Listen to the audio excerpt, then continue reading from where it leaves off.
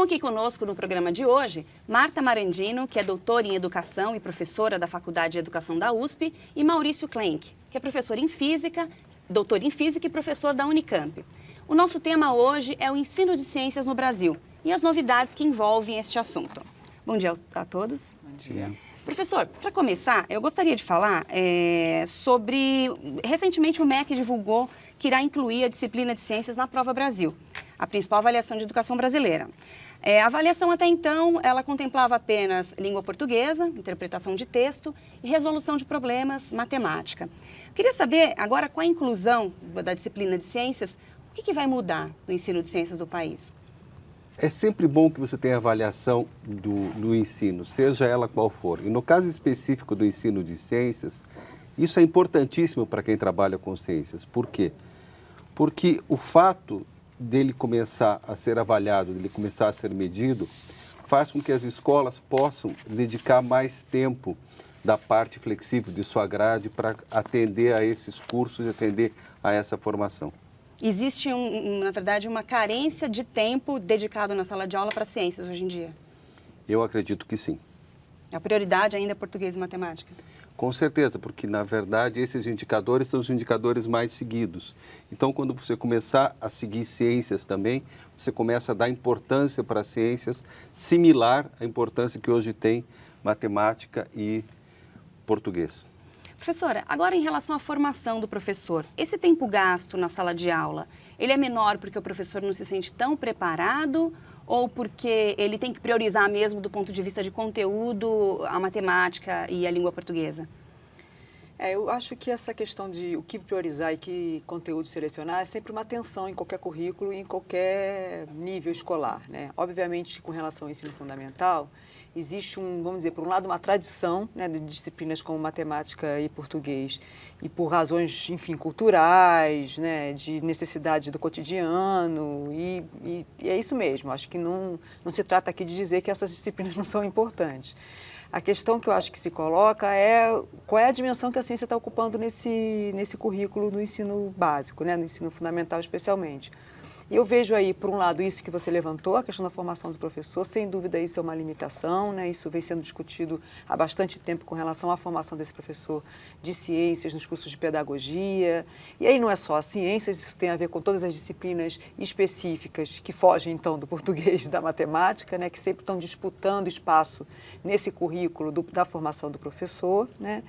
Agora, também, por outro lado, há a importância aí de articulações, né? Assim, não entender também, especialmente nesse nível escolar, a disciplinarização de uma maneira tão isolada, né? Assim, eu acho que é possível e eu acho que algumas iniciativas, e eu diria até mais, as iniciativas mais produtivas que eu tenho visto, são exatamente quando consegue se articular de uma maneira produtiva o português, a matemática, as ciências. Trabalhar de maneira interdisciplinar essas disciplinas.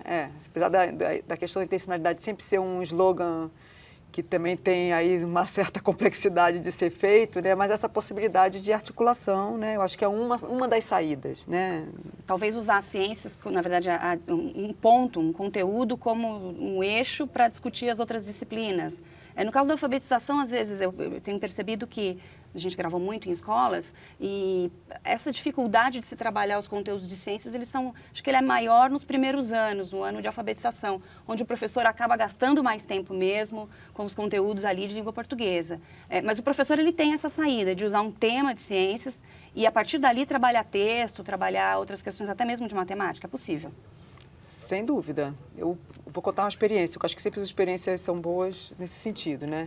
É uma experiência até desenvolvida, até engraçada, porque é educação infantil, em creche, né? Então, assim, mas eu acho que ela pode ser, né, extrapolada para qualquer nível escolar, em que um projeto começa especificamente com a questão da matemática, com a questão da estimativa, da contagem, e se usou tampinhas para fazer essa contagem, né? Então, as crianças tinham que trabalhar essa questão da distribuição, da contagem na matemática, esse era o foco inicial. Só que elas começaram a ter que colecionar tampinhas, né? E isso gerou duas questões. Uma, a ideia de coleção. Essa experiência eu participei até como mãe, porque começou a aparecer a questão da coleção e me chamou a atenção. Bom, coleção é um tema importante na área de ciência, né? Na área de biologia especificamente, né? E, por outro lado, o que fazer com essas tampinhas, né? Bom, esse projeto ele acabou se desenvolvendo, articulando a matemática. As crianças foram visitar museus, foram visitar uma série de espaços aonde a questão da coleção, e mostrando a importância de fazer coleções dentro do campo das ciências da natureza, e acabou com um trabalho lindo na área de arte, juntando o Vicky Muniz e a questão do reaproveitamento dessas tampinhas, né, que acabaram sobrando, eram uma quantidade de tampinhas enorme que, enfim, tinha que fazer alguma coisa com elas, né.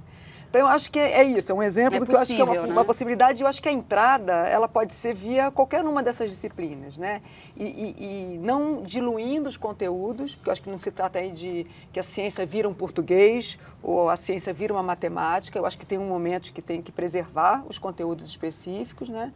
Mas enfim, essa possibilidade aí de articulação, né? Professor, como é que se avalia as ciências? Pensando mesmo na construção da prova, no caso da Prova Brasil. Isso é uma coisa tranquila de se avaliar? Veja, nenhuma avaliação é tranquila. Todas as avaliações sempre são sujeitas a diferentes interpretações.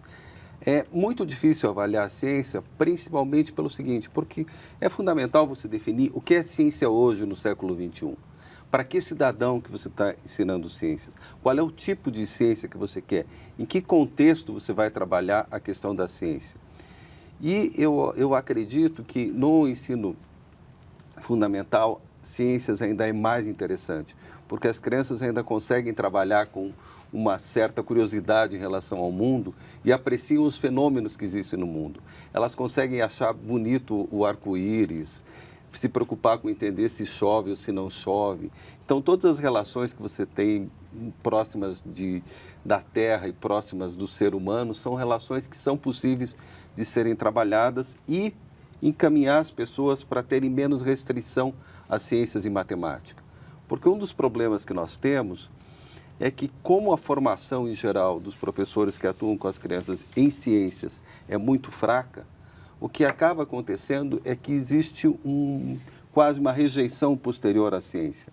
E essa rejeição posterior, ela acaba se estendendo para as relações com os professores de ciências no ensino médio e impactam fundamentalmente na pequena escolha de pessoas por carreiras científicas. Então na verdade, uma bola de neve. Eu acredito que sim. Não é alimentada a curiosidade da criança, ela vai perdendo interesse e não pode lá na frente não escolher isso como uma profissão. Exato. E o fato de você diminuir o número de pessoas interessadas em procurar a profissão de ciência faz com que você tenha uma maior dificuldade de repor quadros, uma maior dificuldade de encontrar excelências nessas áreas, seja do ponto de vista pedagógico, de formação de professores, seja da formação de pesquisadores. A formação, quando a gente pensa no professor polivalente, que é esse professor que trabalha com as crianças da educação infantil até o Fundamental 1, ele é formado em pedagogia, mas quando a gente pensa no Fundamental 2, ele já tem ali uma licenciatura, até mesmo para o ensino médio. Essa formação dessa licenciatura em ciências, ela dá conta também de todas essas questões, de fazer com que a criança se apaixone, porque já é a idade da criança estar entrando na adolescência, os porquês já não fazem tanto parte do dia a dia da criança que está crescendo. Esse professor, ele está preparado para fazer com que a criança também continue esse conhecimento que ela, na verdade, essa curiosidade que ela tinha antes? Nós buscamos isso, todos nós buscamos. Agora, se nós conseguimos acertar, é outro problema. E uma das questões fundamentais é o seguinte, é que os professores não são formados para estabelecer a conversa entre as ciências. Apesar dos parâmetros curriculares sugerirem isso fortemente, todas as orientações de currículos também indicam essa necessidade de entrosamento e negociação entre as ciências. Isso na prática é muito difícil. É muito difícil porque a gente vem de um processo disciplinar do século XIX até o século XX muito forte.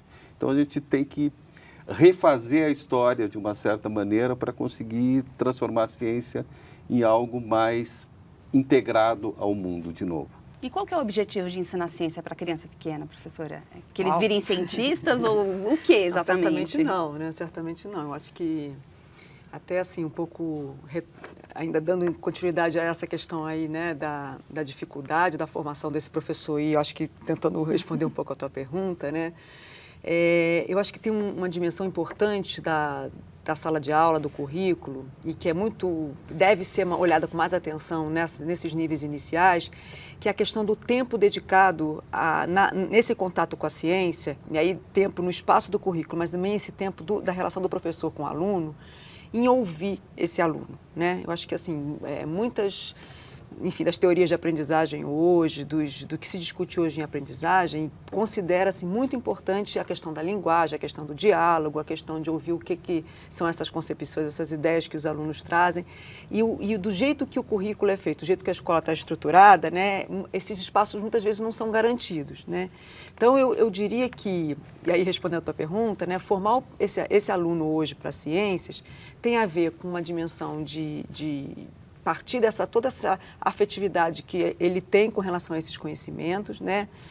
Dar espaço para ele pensar e falar o que pensa, trazer essas ideias, né? Agora, isso de uma maneira muito estruturada, de uma maneira muito organizada, para a gente não cair também nessas estratégias que eu acho que também ficaram muito divulgadas, de que, bom, né, tem que dar espaço para o aluno, e esse espaço fica um espaço tão livre que também não tem um momento aí de sistematização, de organização desses conhecimentos. Na verdade, é tudo muito planejado. Exatamente. Você tem que pensar naquilo como um caminho, na verdade. Eu diria até que o grande desafio é esse, né? Assim, como você garante espaço, né, para a presença forte, né, do aluno, dele expressar o que ele pensa, as ideias, os interesses, mas também garantir que isso se direcione para aprendizagens reais, né, e aprendizagem que passa pela questão dos conceitos, sim, né, mas também passa por outras dimensões da ciência e do conhecimento científico que são tão importantes quanto, né. Especialmente com relação a essas séries iniciais, né, eu acho que esse, por exemplo, é um dos grandes medos dos professores que são pedagogos e com ciência, né? Quando a gente vai trabalhar com a formação, né, o medo tem a ver com essa questão da formalização do conceito, né? Primeiro, assim, quando a gente vai formalizar, né? E será que eu sei, né, esse conceito a ponto de ajudar ele nessa formalização, né? Também, a insegurança, né, com relação a esse conceito, né? E às vezes, isso faz com que não pense em outras possibilidades que o ensino de ciências nessa área pode trazer. Por exemplo, estimular muito mais a questão dos processos da compreensão, né? Então, muito mais essa questão de você fazer, que aí eu acho que é onde a possibilidade de intencionalidade, por exemplo, né? A questão do registro daquilo que foi discutido, né? É um elemento fundamental do ponto de vista da ciência, né? Os cientistas estão o tempo inteiro tendo que produzir registros, né? É algo que a criança da educação infantil pode fazer muito bem, né? Exatamente, né? Então, depois de um momento de experimentação, de discussão, né? É fundamental que se faça essa questão da sistematização e do registro. Esse registro pode ser feito de muitas maneiras, né? E isso também é ciência. Acho que essa é a questão. O professor acha que, bom, então aí entrou um português, né? Não é mais ciência. Não, do ponto de vista do processo de produção de conhecimento, fazer registros é um elemento fundamental. E aí ele pode colocar no programa dele que isso também é ciência, não é? Agora entrou o português da ciência, né? Então, enfim, eu acho que a gente pode pensar muitas estratégias, né? Mas eu imagino que o caminho é um pouco esse, né? Agora, a inclusão da disciplina de ciências na Prova Brasil, a partir desse ano, nos leva a pensar um pouco que o PISA já faz isso já há bastante tempo, né? Já trabalha com, além do português e matemática, na verdade, as línguas, né? E a matemática, também com as questões de ciências. Professor, agora, falando sobre a avaliação ainda, das dificuldades de olhar para essa avaliação, tem a questão também do capital cultural, que eu acho que é importante, né? Não sei como que você leva isso em consideração também, em relação às ciências. Veja, no fundo, quando você faz uma prova, você não está medindo só o que o aluno sabe, você está indiretamente avaliando toda a formação familiar do aluno. E essa formação se traduz numa questão associada ao capital cultural, e isso, no caso brasileiro, é extremamente importante, porque nós temos dentro de nossa escola hoje uma quantidade muito grande de alunos que têm uma formação escolar superior aos seus pais. E isso faz com que você tenha mais dificuldades, tanto do ponto de vista da relação dos alunos com as estruturas disciplinares, quanto dos professores com esses alunos, porque para muitos deles, alguns dos níveis escolares que eles estão são completamente novos, são novos na família. E esse processo de você conseguir educar em ciências pessoas que não tiveram essa formação dentro de suas casas mais próximas é extremamente complexo, porque você precisa de uma ação do professor mais ampla. E isso é o preço que nós temos que pagar por um processo fantástico de inclusão. Porque se você for pensar nos últimos anos, a quantidade de gente a mais que entrou nas escolas brasileiras é genial. Agora, o que a gente tem que fazer é conseguir melhorar a qualidade disso. E esse é um grande investimento dos estados, dos educadores, das universidades. A escola ela tem como suprir essa dificuldade? Na verdade, essa falta de informação, a falta do capital cultural que a criança não traz de casa, a escola ela tem condições de suprir essa necessidade, professor? Tem, se ela tiver um maior tempo de oferecimento dessas disciplinas, se ela tiver um maior preparo dos professores, se ela tiver equipamentos auxiliares que possibilitem fazer isso. E um dos problemas é que quando você universaliza a educação, ao mesmo tempo você tem que dar conta de resolver os problemas em todos os locais. E toda a logística educacional se torna muito complexa. E isso impacta também no trabalho de sala de cada professor. Porque a aula de ciências é uma aula que exige ali uma atenção diferenciada. Derrama água, tem que ir passear no jardim, o diretor tem que topar participar com o professor também, porque você está fazendo bagunça, né? Então, o professor precisa da parceria da equipe da escola para que isso possa acontecer também, professor? Não, sem dúvida, né? Acho que essa estrutura que vem junto, né, para poder propiciar, né, esses momentos é fundamental. E o relato que a gente tem, muitas vezes, da dificuldade, seja nos estágios que os alunos fazem na formação deles, né, nas escolas, né, seja da própria contato com o professor, também fui professora de escola básica por muito tempo, né, passa muito pela questão da estrutura também, né. Eu diria que a formação é um elemento, a questão da estrutura da escola é outro, né. E eu acho que, assim, a escola, né, essa questão do capital cultural, a escola, ela pode e deve, né? Assim, acho que a escola, ela tem esse papel, né, de introduzir, de trazer os elementos da cultura, né, e essa cultura variada dos diferentes campos de conhecimento, especialmente da cultura científica, para dentro, né, da escola e botar os alunos em contato com ela. Então, eu acho que a escola, sim, ela tem esse papel, ela tem essa função, né? E eu diria mais, assim, eu acho que a escola, muitas vezes, ela é a única, e aí eu estou falando especialmente na área de ciências, que propicia determinados, no nosso país, no nosso contexto, determinados contatos com esses equipamentos culturais, com esse capital cultural, né? Estava comentando com vocês de uma pesquisa que eu conheço, que foi feita no Rio de Janeiro com relação a essa relação entre a escolarização e a visita a equipamentos culturais, como museus, cinemas e tudo mais, né? E existe uma relação direta entre o fato de que o contato com esses equipamentos culturais é feito, em grande parte das famílias brasileiras, no caso ali era o Rio de Janeiro, né, por meio da escola, né? Muitas vezes até o aluno depois leva a família, né, a esses locais. Mas a primeira vez e às vezes a única vez que teve contato com esses equipamentos é por meio da escola. Quer dizer, um teatro, como eu falei, um museu, um centro cultural e por aí vai. E a escola, então, tem esse papel. Agora, isso resvala na estrutura, sem dúvida, né? Na formação e na estrutura, né? E aí precisa ter um comprometimento da escola, né, com relação a isso, né? Eu acho que a gente precisa cada vez mais caminhar nisso, apesar de saber também da complexidade que isso representa, né? A visita, por exemplo, a esses equipamentos culturais que a senhora destacou, eles podem estar, eu acho que até devem estar inseridos dentro do planejamento do professor, né? Porque a gente pensa, às vezes, essas saídas da escola, há muito tempo atrás, a criança ia ao zoológico, mas estava trabalhando planta, e não tinha nada a ver uma coisa com a outra. O professor, ele pode aproveitar essas saídas para que seja uma aula ao ar livre, a gente pode dizer assim, professora? Não, deve, né, assim, né, mais uma vez é a questão do planejamento, né, assim, acho que tem vamos dizer assim, né, algumas pessoas comentam essa dificuldade de que nem sempre essas saídas estão articuladas ao pedagógico, né, por um lado acontece muito isso, né, então acaba sendo uma excursão, uma saída, uma grande brincadeira onde o pedagógico se perde, né. Por outro lado também você tem às vezes uma demanda dessas instituições, por exemplo, que recebem as escolas, né, no sentido de que é uma exigência que só vai nesses lugares quando estão trabalhando aquele conteúdo, né? Porque também do ponto de vista, vamos dizer assim, dos museus, dos centros culturais, eles necessariamente não estão sempre articulados aos conteúdos, aos currículos da escola. Uhum. Então, eu diria que, assim, cada vez mais essa conversa entre, né, uma estruturação da escola, né, uma intenção e uma clareza do que quer a partir dessas iniciativas, né?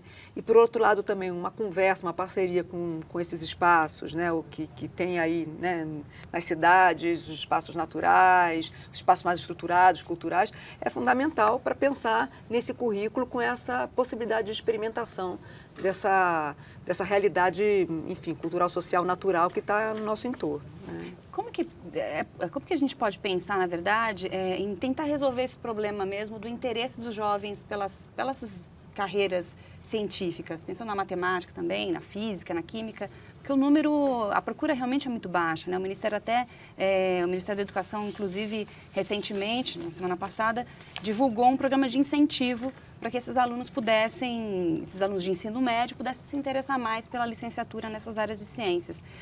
O senhor acha que investindo na educação inicial, no gosto pela ciência e por essas outras disciplinas, já na educação básica, isso pode ter um resultado ali na frente, professor? Não, isso com certeza vai refletir impactar dentro do ensino médio.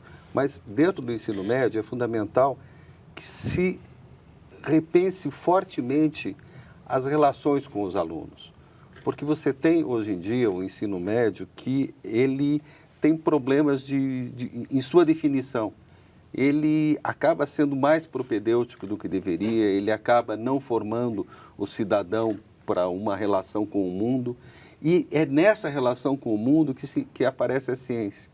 Porque tudo no mundo hoje está envolvido com ciência, com as questões de experimentação, com as questões de... É um grande laboratório. Não precisa olhar para o livro, ele tem que olhar para o lado, Pelo né? contrário, porque na verdade os livros às vezes te remetem a coisas muito antigas, que não têm o mesmo apelo que as coisas mais novas. E dentro do meu cotidiano você consegue descobrir, trabalhar com química em cor de roupa, trabalhar com química em cosmético ou com nanotecnologia. Você consegue trazer coisas novas e deixar os alunos imbuídos de uma crença de que ciência é o que permite a gente viver bem. E isso é absoluta verdade. Quer dizer, nós necessitamos de ciência para garantir uma boa vida. Então, você mostrar aonde se encontra a ciência, você conseguir recuperar essa imagem, uma imagem prazerosa de ciência e, junto com a ciência, a linguagem matemática que a acompanha, faz parte do esforço que tem que ser realizado. E muito próximo de uma maior articulação entre as diferentes disciplinas. Quer dizer, a gente é muito disciplinar ainda e o mundo hoje precisa de uma coisa mais aberta, mais que converse um pedaço com o outro. Porque acaba, na verdade, na escola ele tem as disciplinas. Na vida ele não está dizendo o que ele está fazendo naquele momento, né? Quando ele está fazendo uma conta no supermercado ou visitando, indo ao cinema, ele não está... Agora eu estou fazendo matemática. Então, se a escola, acho que falar um pouco essa língua da vida, acho que fica mais fácil para o aluno, mais interessante também, não, professora? Sem dúvida, mas assim, eu tenho acho que a gente tem que tomar cuidado só para não diluir a questão da disciplina, né? Porque eu acho que... Também a escola tem um papel de formalizar determinados conhecimentos e essa formalização passa por uma questão disciplinar. Então, por isso que eu vejo isso como um desafio mesmo, né? Assim, uma tensão entre como a gente pode articular e, ao mesmo tempo, preservar né, aquela identidade que as disciplinas possuem e que deve ser, ao meu ver, preservada mesmo, né? Então, eu penso assim, né, que do ponto de vista dessa... Acho que o Maurício falava, né, da importância da universalização, por um lado, né, e por outro, como é que a gente vai... Para que a gente está formando esses alunos do ponto de vista das ciências hoje? Eu entendo uma política dessa, né, muito importante, acho que é muito interessante, mas eu acho que sempre a gente tem que ter cuidado e até tem a ver com aquela questão que você fazia, vamos formar cientistas ou não vamos formar cientistas, né? Porque esse é um tema que retorna, que volta, especialmente nas políticas e não só políticas nacionais. E os objetivos também mudaram, né, professora? Sem dúvida. E políticas nacionais e internacionais também, quer dizer, isso também não é uma questão só da realidade brasileira, né? Assim, isso foi forte na década de 60 nos Estados Unidos, resvalou aqui também, né? Então, essa questão, bom, e como é que ficamos com relação aos cientistas? Estão faltando cientistas nas universidades e a escola tem que resolver o problema da universidade e da ciência. Eu acho que vamos com calma, né, nessa equação, né? Eu acho que é ótimo se a gente puder despertar vocações no ensino médio, isso é maravilhoso. Agora, eu acho que a função da escolarização não é essa, né? Assim, pode ser também essa, pode também ter, mas não é só essa, né? Mais uma vez, uma experiência que eu tenho visto, né, nesses projetos de formação de alunos de ensino médio com relação à iniciação científica júnior, pré-iniciação científica e tudo mais, né? Então, os relatos dos alunos, muitas vezes, é assim, eu era muito tímido, depois que eu comecei a frequentar um laboratório na universidade, eu comecei a fazer parte de um grupo de pesquisa da área de ciências humanas, seja lá o que for, né? Ele não fala só que agora eu quero ser cientista. Às vezes fala isso também, né? Criança pequena gosta de falar que quer ser cientista também, né? Mas fala assim, eu agora consigo falar melhor na minha sala. Eu consigo me expressar na hora que eu tenho que fazer uma pergunta, eu consigo me organizar melhor nos meus estudos, né? Então, o objetivo foi alcançado. Né? Então, nesse sentido também que eu acho que, por isso que, voltando àquela minha fala, valorizar outros elementos mais processuais, talvez, da ciência, e não, isso não quer dizer que não seja importante as questões conceituais, né?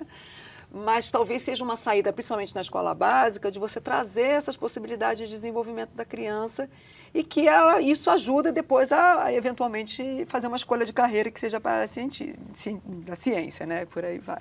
Agora, rápido. Só um detalhe, acho que essa escolha de carreira, nesse ponto, é fundamental você romper com esse preconceito e romper com esse receio que existe em relação à ciência. Sabe? Nesse ponto, eu acho que a ciência tem que se aproximar um pouco mais do cotidiano, ela tem que se aproximar um pouco mais do dia a dia, porque se ela não fizer isso, você não vai conseguir romper. Eu acho que a gente tem que buscar um ponto de equilíbrio aí, que é um equilíbrio bem delicado. Agora, rapidamente, professor, só para a gente, seguindo para o final, o que vem de bom com essa modificação em relação à inclusão das ciências na Prova Brasil? O professor vai talvez olhar um pouco melhor para isso? A escola vai ganhar com isso? Não, é óbvio que a Prova Brasil norteia as escolas. Se você coloca ciências dentro da avaliação, ciências vai passar a ser vista com outro status dentro da escola. Vai passar a ser vista mais parecida com matemática e português. Então, provavelmente, vão se buscar ampliar as horas de aula que você tem e coisas do tipo. Na verdade, isso tudo vai acontecer meio na marra, né? Infelizmente. Porque a escola também, a gente percebe que os currículos são muito atrelados, como o professor disse, à questão do ranqueamento, da avaliação. Eu acho que esse é o lado negativo da história. Exatamente. É que, assim, né, a vontade da gente é que isso acontecesse sem precisar de um ranqueamento. De um ranqueamento, né? Claro que você poder acompanhar em termos longitudinais como é que você vai ter o desenvolvimento disso e as avaliações podem fornecer esse tipo de dado, é bacana, é incrível que isso aconteça, né? Agora, o que a gente espera é que não seja por causa disso que os professores vão inserir determinados conteúdos, porque também aí corre o risco de inserir só aqueles que, eventualmente, algumas provas e algumas seleções vão colocar como considerado importante. E a gente está vendo aqui, né, o Maurício falou a importância do cotidiano. Será que é isso que vai ser valorizado numa avaliação como essa? Não sabemos, né? Então, nem sempre a avaliação está, vamos dizer assim, coerente com aquilo que a gente está achando que é importante do processo de alfabetização científica, né? Então, bom, mas falando de avaliação, então, é um tema super polêmico, que a gente ficaria também mais um tempão aqui discutindo. Gostaria de agradecer os dois, professora Marta Marandino, professor Maurício, pela atenção e por essa discussão interessante em relação ao ensino de ciências aí pelo convite. no Brasil. Muito obrigada. Educação Brasileira fica aqui. Obrigada.